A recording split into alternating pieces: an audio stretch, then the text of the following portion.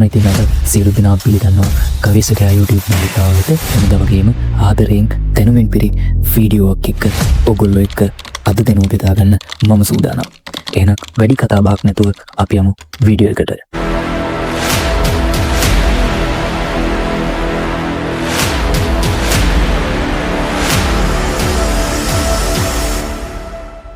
අපි අද කතා කරන්න යන්නේ අපි හැමෝගෙම සුරතලෙක් වෙච්චි පූසා ගැන.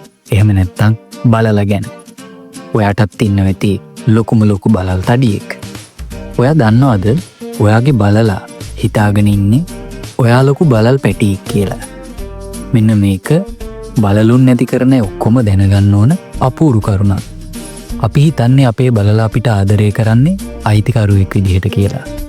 හැබැයි ජීව විද්‍යාඥයෙක් වෙච්ච ආචාර්ය ජෝන් බ්‍රැඩ්සෝ ඔහුගේ කැට් සෙන්ස් පොතෙන් පෙන්වා දෙන්නේ මෙන්න මේකට ටිකක් වෙනස් වෙච්චි කතාවක්.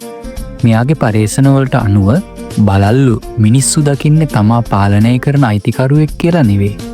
තමන්ට වඩා විශාල කිසිදු අනතුරක් නැති බලල් පැටියෙක් කියලා. ඕවර්සයිට් කිට්නස් කියලා. ඇයි එහෙම කියන්නේ? බලල්ලු මිනිස්සු සමග හැසිරෙන්නේ උන් තවත් බලලකු එක්ක ඉන්න විදිහටමයි. ඔයාටත් මේ ගැන අත්දැකීම් ඇති කියලා මං හිතනවා.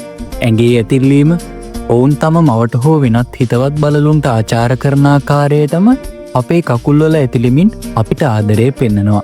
පෑගීම මේකින් බිස්කියුට් කුඩා බලල් පැටවුන් කිරියරාබන විට පවගේ බඩ ප්‍රදේශයේ තෙරවන ආකාරයටම වැඩනු බලලුන් අපේ ඇඟ මත තැබූ විට පාන් අනනවා වැනි ඉරියව්වක් පෙන්නනවා. ඔයාට මේ දෙවල් කියද්දි මතක් වෙනවනම් ඔයාගේ බලලත් ඔයා ලොකු පූස් පැටියෙක් කියලා තමා හිතාගෙන ඉන්නේ.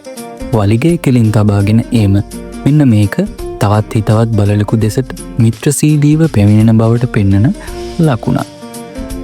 බලලන් තමන්ගේ හැසිරීම් රටාව මිනිස්සුන්ට අනුව වෙනස් කරගත්තත් බලලුන් තවමත් අපට සලකන්නේ තමන්ගේ වර්ගයාගේම කෙනෙක් විදිහට.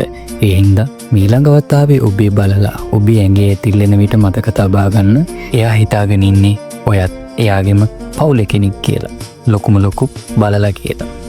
ඉතින් මේ කතාව අහලා ඔයාට මොනවා හරි හිතුණා නම් පහලින් කමෙන්ට් එකක් දාගෙන යන්න. එහෙනම් මම දැන් ගිහින් එන්නම්. subscribe කරන්න මතක කරන්න එපා. අලුත් වීඩියෝ එකක් අරගෙන ආයෙමත් ඔයගොල්ලෝ හම්බෙන්න මම එන්නම්.